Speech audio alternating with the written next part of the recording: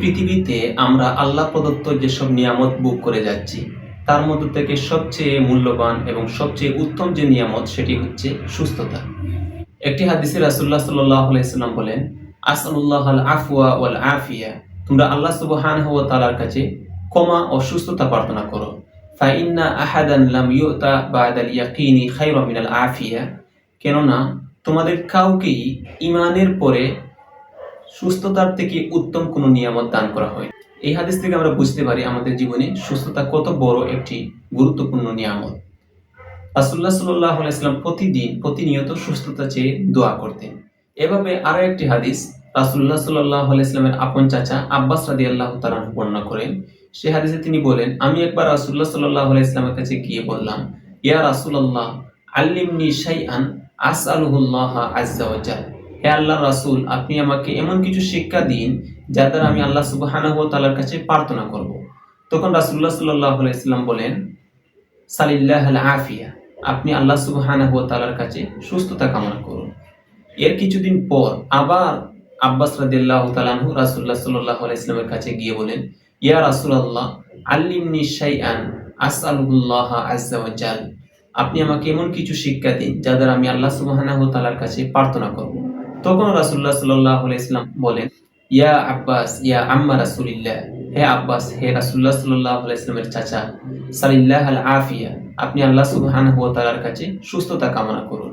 তো এই যে দুটি হাদিসই আমাদেরকে বোঝাচ্ছে সুস্থতা আমাদের জীবনে কত বড় একটি নিয়ামত।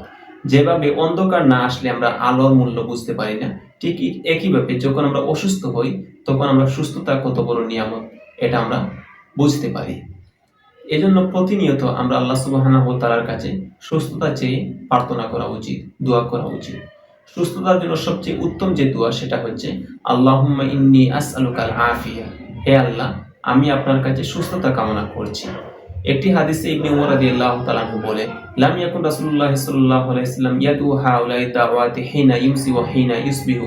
রাসূলুল্লাহ সাল্লাল্লাহু আলাইহি ওয়াসাল্লাম প্রতিদিন সকালে এবং প্রতিদিন বিকালে এই দোয়াগুলো পরিত্যাগ করতেন না। আল্লাহুম্মা ইন্নী আসআলুকাল আফিয়া ফিদ দুনিয়া ওয়াল আখিরা। হে আল্লাহ, আমি আপনার কাছে দুনিয়া এবং আখিরাতে সুস্থতা কামনা করছি।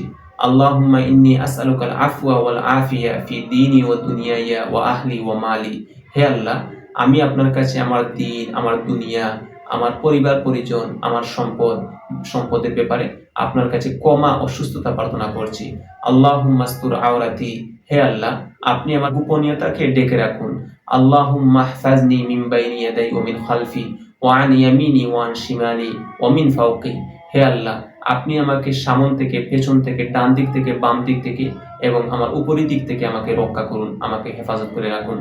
এই দোয়াটি রাসূলুল্লাহ সাল্লাল্লাহু আলাইহি ওয়াসাল্লাম প্রতিদিন সকালে এবং বিকালে করতেন।